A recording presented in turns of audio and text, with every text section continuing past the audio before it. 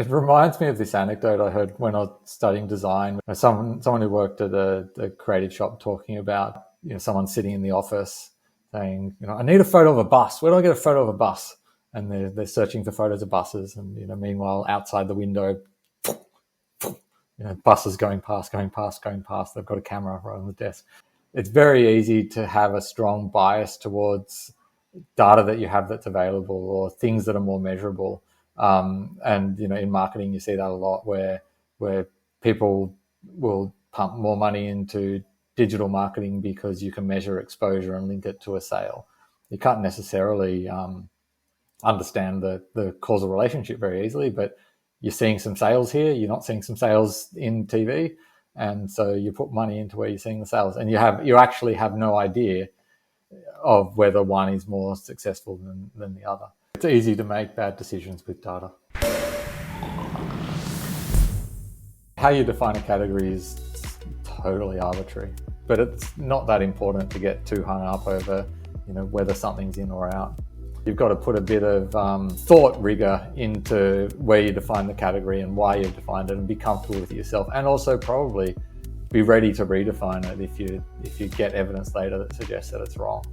I think there are lots of problems where the answer is segmentation. There's 4 big main ways of geographic segmentation, demographic segmentation, psychographic segmentation, behavioral segmentation. They're all possible with very different data sets. The personas are made up. Like, someone just made them up. Like, they sat down in the room and they said, what about someone like this?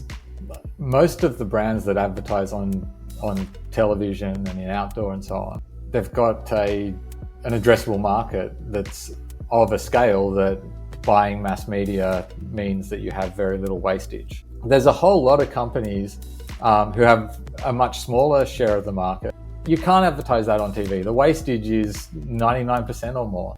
And so these platforms like Facebook, they're platforms where you can actually find people in that category. This is a really interesting problem in media and for attribution, which is, it was specifically brand search. So people imagine that all media is comparable. There's actually sort of both ends of the spectrum of that problem. There are people who are like, I need to segment because I've got a limited budget, so I need to target a small subset of the people.